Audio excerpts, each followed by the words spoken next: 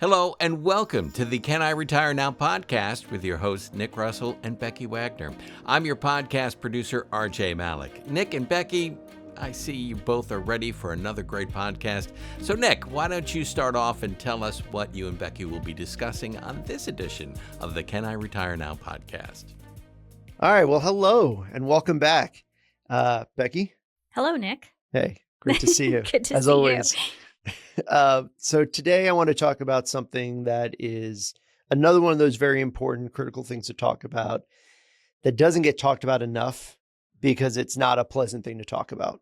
How exciting for all of us here today. Yeah, I hope you put on your patience pants today because, I think we're going to need it. So, okay. We'll try to make it as pain-free as possible, though. that's the idea, Okay. right? Like everything else we do. So what's this thrilling topic? So this thrilling topic today is what sometimes is referred to incorrectly as nursing home insurance. It's long-term care insurance and planning for that in general. Oh, I didn't know there was such a thing. Yes. So it's I think a very critical part of retirement planning. Mm-hmm. It gets overlooked. Really, the only people that wind up asking me about it, forthcoming and asking me about it, are unfortunately people who have lived through circumstances where they've had a family member who went to assisted living or needed a nursing home or had home health care. So they've learned about it by having to go through it. And usually it's not the best experience. Okay. Right. Which is where people are coming from. So people mistake it for for nursing home insurance. Why is that? Yeah, because people for a long time just thought, well, I got this coverage. It would insure me in case I need to go to a nursing home. Mm-hmm. But now a lot of coverages actually will help you pay for home health care if you can have a nurse come in, which obviously a lot more comfortable for people, or even some assisted livings where you need care some of the time, but not all day. Mm-hmm.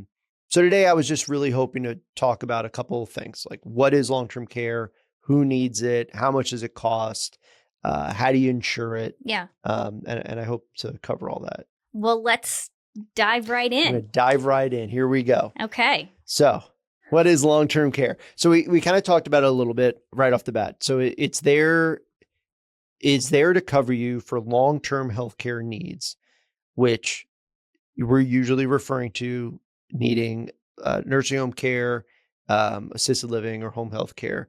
But they're all surrounding something called activities of daily living. Oh, which don't sound medical.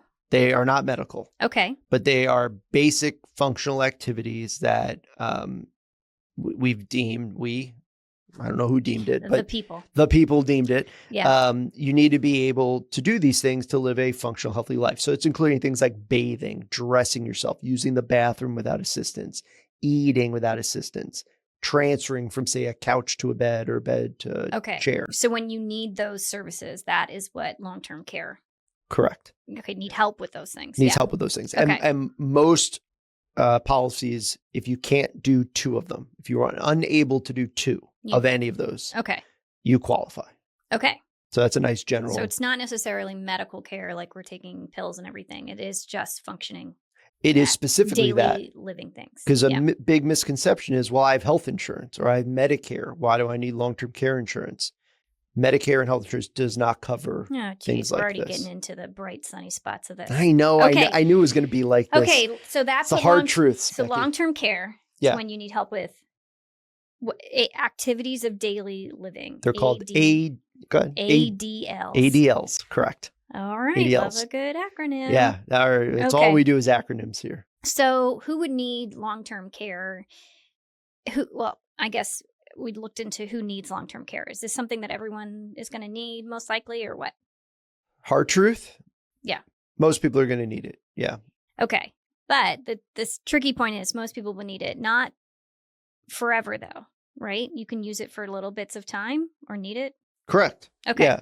So, we talked about those activities of daily living. Some of that you can't do because of medical issues, right? Like perpetual or degenerative medical issues. Some of them might be cognitive issues as well, right? If you have dementia or Alzheimer's or anything like that.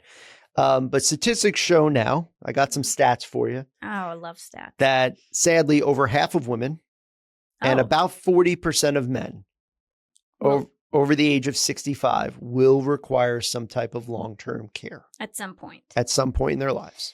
Womp womp. I did share a statistic with you that you look like your face was about to fall off right before we started recording, that 50% of long-term care claims Yeah. are from people under the age of 65. Yeah, which I don't understand. I believe you. Yeah. But People feel like this is old people insurance. yeah. Right? Like it's for when I'm 80, it's end of life. Realistically, whether it's an accident, a sickness, there's a lot of cases where people will need this care at a younger age. Okay. Just as a note. Now, most people you mentioned will use this care for a little bit and then maybe not need it anymore or have that ability. Mm-hmm. The sad truth is most people that wind up needing this care, it's the last care they're getting. Okay. So they're getting that care. It may last a year, may last 5 years, may last 20 years. Okay. But they wind up not needing the care at some point because they've since passed. That is dark. Okay. Well, it's not dark, but you think of like no, I get it. We've had family members. Yeah. We know that that's just kind of part of it. And I see that you actually put down some stats here, mm-hmm. and you've sourced your stats as usual. You're amazing. That projected length of use for paid long-term care services for people over 65. Mm-hmm. 20% of people will use it for less than a year. Yep. Does it say 50% of people won't use any? Yeah. Okay. And again, this article I read, it was from the American Association for Long-Term Care Insurance. Averages don't really work here because there's so many varying things. Yeah. But overall, women are more likely to need it than men, and which we'll get into later because the women take care of men basically, and men don't necessarily take care of women when they get sick. Oof. But that also goes into play that women live longer. It's a whole thing. Anyway, I thought we were going to get into it later. It feels like we're getting into it now. But yeah, so by the way, I will always take care of you. Well, thank you. By putting you in a home. I'll buy you some. No, I'm just took a turn. Okay. Yeah. So if you use it, of the roughly 50% of people that will use it, 20% of those use it for less than a year. Yeah. Yeah. And that's not surprising to me. That I would think it would be bookended by people that use it, say less than a year, less than 2 years, mm-hmm. and people that use it more than 6 or 7 or 8. Yeah. Right. Because you have cases with dementia and Alzheimer's, and people live a long time needing this kind of intensive care. And then you have people that, like my grandpa, was in a nursing home before he passed away. Mm-hmm. He was perfectly healthy, then got sick. He started to need a walker. Within about 18 months, he went from perfectly healthy to his funeral. Yeah. And he needed assisted living and hospice during that process, but he never got better. He only got progressively worse. Yeah. And that's unfortunately the sad truth. But he did have some care. Yeah. Some insurance that helped pay for it, which was nice. Yeah. And because it could be very expensive. So how much does long-term care cost typically? Okay. So it's kind of broken down. I kind of like to think about it about if I could get care inside my house, because obviously in a lot of cases, it's the most comfortable place to be. Yeah. Then I think of like assisted living, and then I think of like nursing home. So nursing home, full-time, 24-hour, 7 care is obviously going to be the most expensive.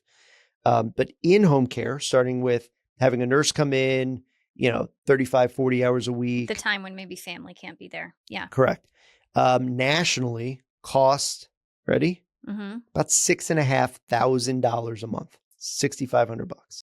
That is a hefty additional bill. Yeah. Assisted living is, as of now, here in Florida, is actually a little less than that. Okay. It's a little closer to $6,000 a month. Really? Yeah.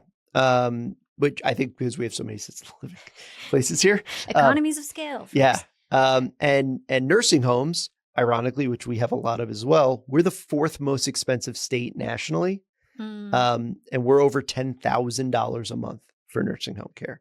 And I think nationally it's somehow a little it's about there. So you have a few states are like in that 8,000-9,000. Yeah. And then you have states like New York and California where it's $15,000, $16,000, $17,000 a month. It's skilled care, but it's necessary. So we're looking at between $6,000 and $10,000, $12,000 a month. Yeah. Once that care is needed.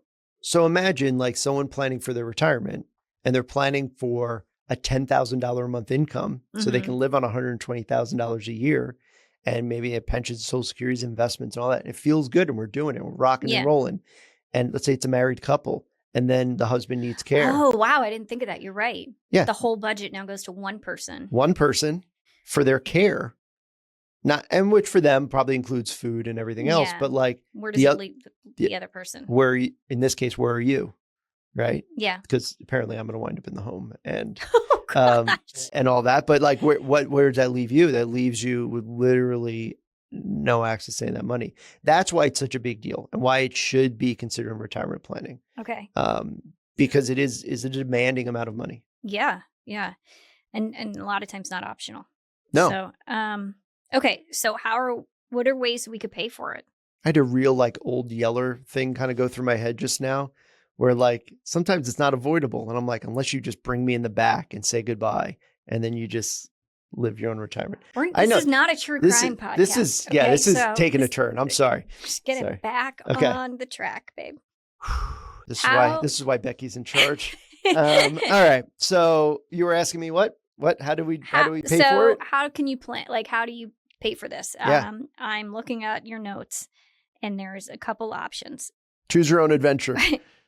Well, one, I think we should add that a lot of people think that Medicare will cover the cost of long-term care. University of Michigan poll from 2024 found that 62% of adults actually think Medicare will cover it.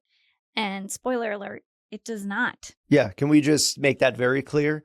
Medicare and other insurance policies are not long-term care coverage. Medicare does not cover it. In general. Long-term care. There is some skilled care, short-term stuff, hospital stays, but not for this. So it looks like our two options are personal savings or long-term care insurance. So personal savings means you need to, if you're saving for a $10,000 a month lifestyle, you now need to save twice as much. So just in case you need it for long-term care, and hopefully only one of you needs it. Yeah. Because if both of you need it, now we're talking about $20,000 a month. All right. That's a big ask. Yeah. Yeah. Of people financially, right? Let's be honest. So the second option is long-term care insurance, and insurance is my second favorite topic next to taxes. Next to taxes. I knew it. Next to taxes. Hey. Okay. So tell me about long-term care insurance in simple terms. Okay, here we go, everybody. In simple terms, long-term care insurance. You know what? How about this for simple? Okay. Okay. Let's see if this pans out. Hit me. It's like car insurance. Okay. Okay. You get it. You pay the premium every month. Yeah. If you get into an accident, it's there. Okay. If you never get into an accident, you basically just spent that money and the insurance company gets to keep it. That was reasonable. That was digestible, understandable. I like it. All right. But there are a couple different options because when we were discussing this earlier in the week, you were like, a lot of options to date were not super great options, but there are some new things that people can invest in now. So that's not the exact language that I used, but I don't think we should use the exact language that I used for the recording. But yeah, the options that have existed for a long time, in the example of like my car insurance example, have gotten so expensive for the benefits that you get. And in a lot of cases, those premiums are not guaranteed or locked in. Oh. So I've had people be paying annual premiums of $3,000-$4,000 a year to get coverage. And then within a few years, they say, oops, we didn't really do our actuarial tables correct. And we're getting more claims. We're going to raise your premiums. They always blame the actuaries. Yeah. Well, and I've had clients whose premiums have literally tripled. Yikes. So you talk about like having something you're committing a lot of money to over, say, a 10, 12, 15-year period. You were smart. You got it young, blah, blah, blah. I know. And at that point, you should have just been investing the money. I mean, yeah, that's a real, like, choose your own horrible adventure. Yeah, it's a choose your own horrible adventure. Yeah. Okay. So, and this is now opinion. Obviously, I'm not a big fan of those, what I'll call traditional policies. I don't think the value versus the risk versus the cost is there. Oh. So I don't tend to recommend those for people. Now, those that have them, A lot of cases now, regulatory changes have made it so their premiums are fixed, or maybe they got it through their employer and they carried it on, so that premium's fixed. The premium not being fixed is like the biggest issue, the biggest hang up for me. Okay. So if you have it, it doesn't mean get rid of it. God, no. But like, just be aware if you're shopping for long-term care, there are now other options. Oh, and tell me about those options. Okay. So insurance companies got smart. They realized they kind of, they weren't being super appealing. Yeah, they whiffed on these original policies. Okay. Is the most PG way I can put that. Okay. Insurance companies are also the same insurance companies that create life insurance products, disability coverage, annuities. And so now two, what we call hybrid type policies have risen into contention here. Oh. One is life insurance that has a long-term care, we'll call it a rider, a feature to it. And the other are annuities that have long-term care benefits to them. Now, there are a lot of companies that offer these and a lot of different nuances with them. Yeah. But the idea here is instead of paying a premium every month, and you could pay a premium annual on these, but I find that they work really well if you have a lump sum of money and you invest in this policy, whether it's life insurance or annuity, a lump sum that in both cases, they basically strip all of the benefits that you think of with a life insurance policy or an annuity. So let me use the life insurance product as an example. Okay, yeah. So if I were to tell you you're going to invest $50,000 one premium, one time in a life insurance policy, you'd probably get a, $250,000 death benefit. Oh, okay. And then never have to pay a premium again. Okay. Most people don't pay for life insurance like that. No. But it's an option. Okay. Write a check for $50,000. They're going to give you $250,000 whenever you die. Not you, but me or somebody. beneficiaries. Okay. So that seems fine. Great.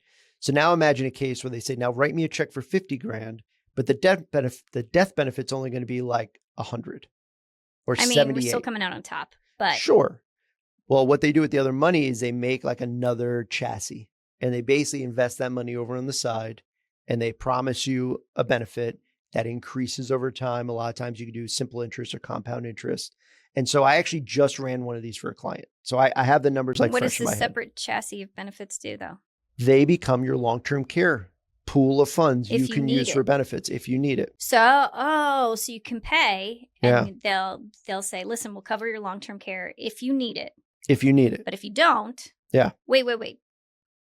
They still get the life insurance benefit or is it either or? No, you get both. Oh, well, that seems much easier to understand. So imagine a scenario where, and I'll like I said, I ran one of these for a client very recently, so it's like fresh in my mind. Okay. Imagine a case where this was a 60-year-old woman, single, and we were putting $100,000 in this policy. Okay, that's a chunk so of first, change it's a chunk of change, right? that you're not getting to invest. Correct. Either. Correct. So this is not it's not for everybody. It's a big decision. It doesn't have to be this much money, but this, we kind of backed into what we thought made sense for her. Okay. And great. So we put 100,000 in. At any time in her entire life, she can cancel the policy and get 75,000 back. Not horrible. Not horrible, not terrible, but it's not like premiums. You imagine going to your car insurance company and saying, hey, I want those premiums back that I didn't use. Yeah. They're going to laugh at you. Okay. So at least if you never use the policy and you need the money or want the money, you get some back. Okay. 100,000 got her about $180,000 of life insurance. So if she never uses her long-term care benefit and dies, her beneficiaries, she converted 100 to 180,000, tax-free, by the way, of death benefit. Okay. Great. We would not put money in these products for either of those two things, but they're nice little, like, just in cases. Yeah. There's some good jewelry on there. Yeah. Okay. So at 60, we ran it 20 years and said, assume you need long-term care at 80. Like, we have no idea, right? Yeah. Nobody knows. But at 80, she was going to get $12,000 of benefit per month for up to 6 years. Wow. Guaranteed. Wow. I can't use the word guaranteed very often in our industry, but it's guaranteed because they use a simple interest payment. They can tell you the exact benefits every year down the line. So when we just said, as of right now, even the most expensive option is about $10,000 a month. Now in 20 years, it'll be more than $12,000. But to at least give her, let's say the cost was 15, to give her the first 12 to be insured through a policy. It's a huge difference. It's a massive difference.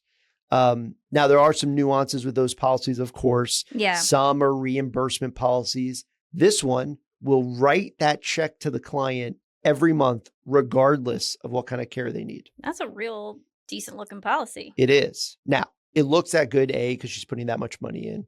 Because it's a life insurance policy, she has to go through underwriting, right? She has to qualify for life insurance. Yeah. But life insurance is a little easier to get than long-term care. Yeah. But for those people that don't think they can qualify for life insurance, that's why annuity products, they have no underwriting. Oh, option number 3. Number B. 4. Yeah. Number whatever.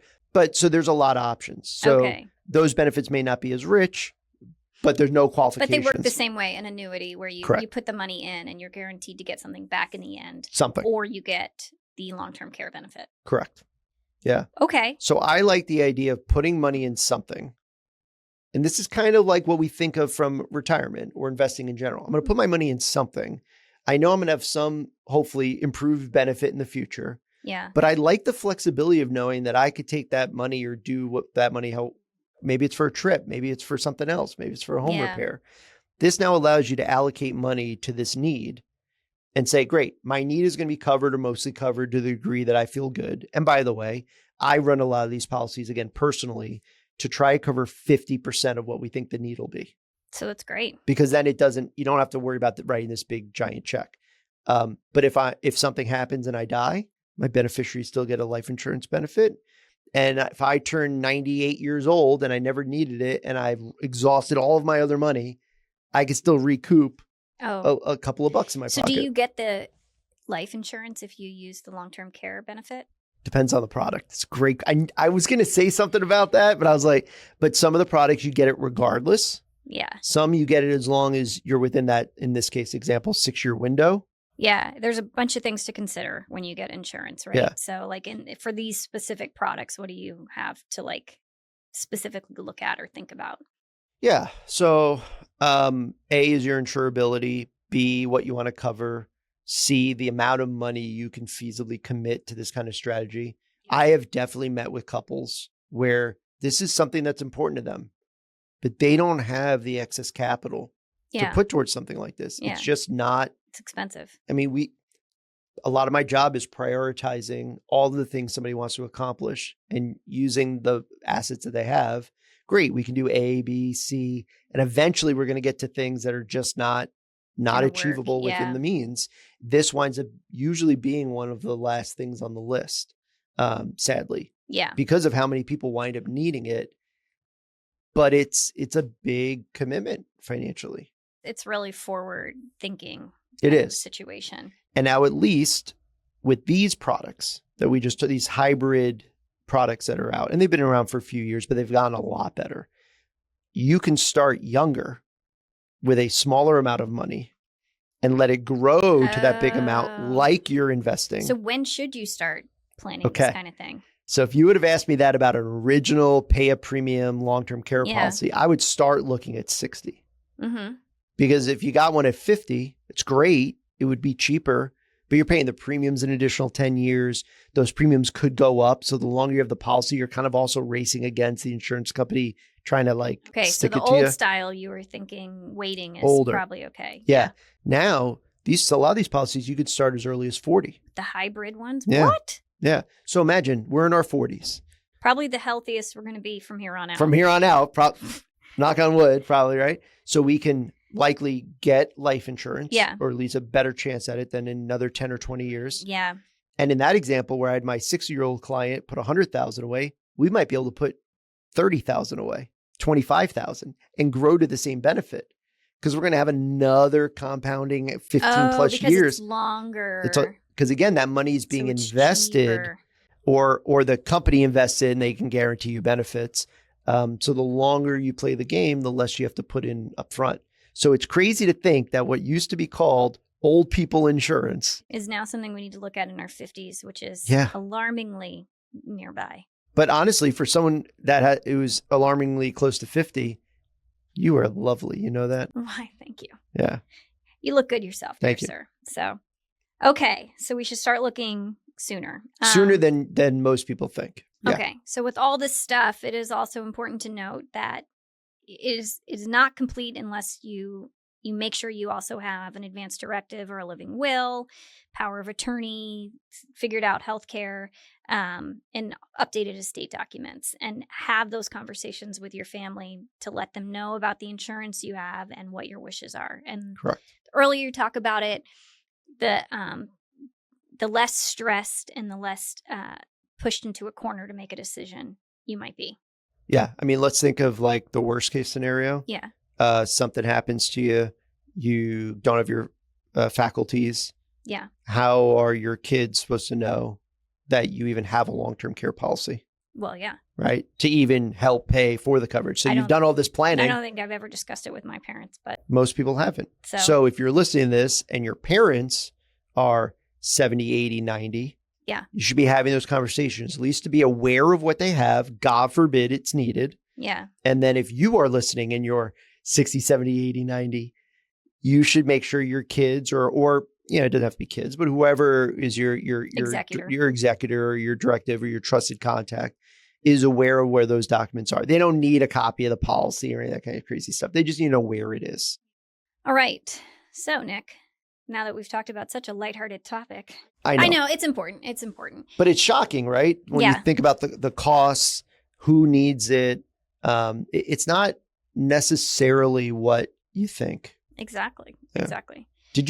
Are you leaning into a fun fact here? I'm leaning into a fact. A fact. I feel like your facts lately, I've set you up to not be as fun. Did you know? Okay. Let's see. In nursing homes, what percentage are females in nursing homes versus males? Okay. You alluded to this earlier. Yeah. I know that women tend to live longer than men. True. And since most nursing homes situations tend to be near at end of life, I would have to think more women than men. That's true. But by how much? 60-40? No. Over 70% of nursing home residents are women. And in assisted living, it's 76% women. Wow.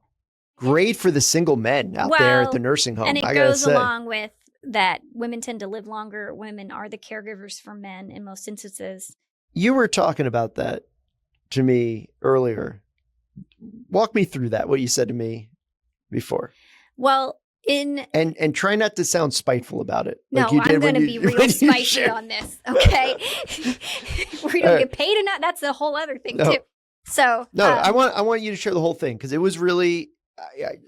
I deal with this all the time, and I didn't think about it this way. So when I was reading about this, it said that insurance premiums for long-term care for women are actually more expensive because they are more likely to use it than men.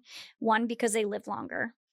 Which makes sense. That part I got. Two, if they are in a married female-male relationship, women will be the caretakers for men, but it is often not reciprocated in terms of care, right? You can be in a loving relationship, but men are not nursing their spouse in the same way that women would be. You said that so much nicer just now than you did when you shared this with me. I know. So you're basically saying women take care of their husbands. Yeah. And the husbands and then they pass on.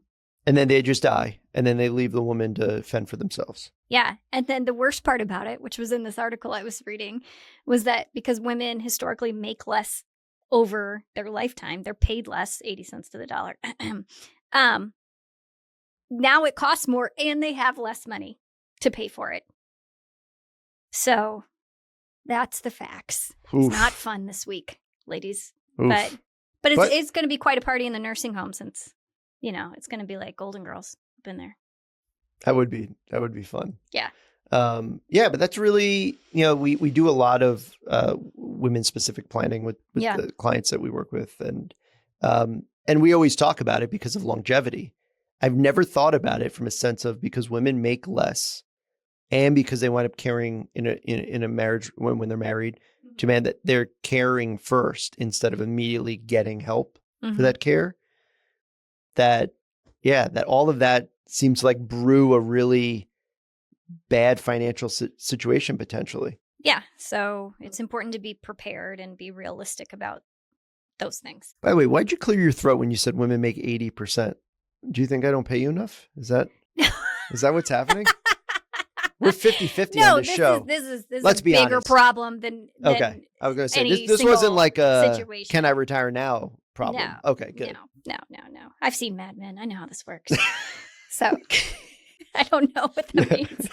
But anyway, Nick, so this is interesting. I didn't know there was long-term care insurance at all, but it sounds like something that, especially with the new hybrid products, is something that needs to be included in any comprehensive financial plan. And I think in a future episode, what I'll do, it might be helpful, is actually have some actual examples of this and how they work and all of that without getting too in the nitty gritty, because, throwing out some of those numbers is like, oh, well, that's interesting. But that example with my client, it's a lot of money for somebody to commit. That's a lot of money. She's done well for herself and that's fine. Well, yeah. But that's not accessible for everybody.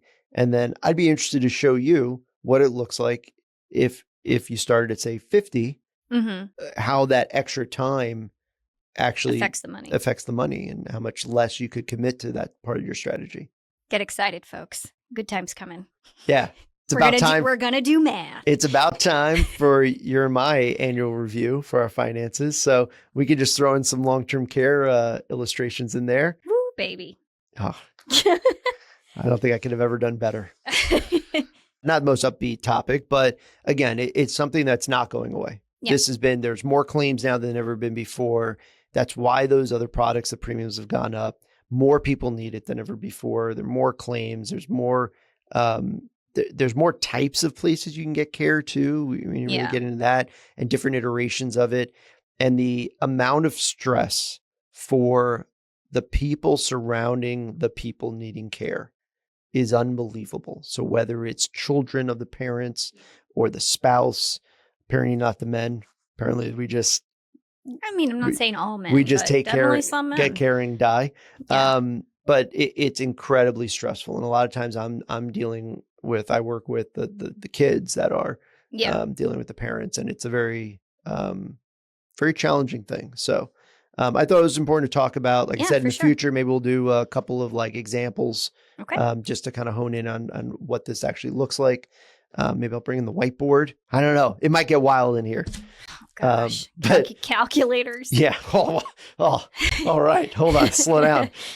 So in the meantime, I appreciate you taking a moment and doing a little research and learning about this so that you participate in the conversation. And I appreciate everybody listening. For those that have questions or want follow-up or anything, feel free to reach out to us on the website, sunrisewealthadvisors.com. We're on all the social medias, all the meds, LinkedIn, Facebook, X, all that good stuff. YouTube, follow, subscribe, all the things. But if you have questions, please let us know. And for my wonderful, amazing, incredible wife. Thanks, babe. And I, thank you for listening. Bye, everybody. Bye. Thanks, Nick and Becky, and we're looking forward to your next podcast. And thank you for listening to today's Can I Retire Now podcast. Until our next podcast, for Nick Russell and Becky Wagoner, I'm RJ Malik. The guarantee of the annuity is backed by the claims paying ability of the issuing insurance company. The cost and availability of life insurance depend on factors such as age, health, and the type and amount of insurance purchased. Before implementing a strategy involving life insurance, it would be prudent to make sure that you are insurable by having the policy approved. As with most financial decisions, there are expenses associated with the purchase of life insurance. Policies commonly have mortality and expense charges. In addition, if a policy is surrendered prematurely, there may be surrender charges and income tax implications. Examples are hypothetical only and do not represent the actual performance of any particular investments.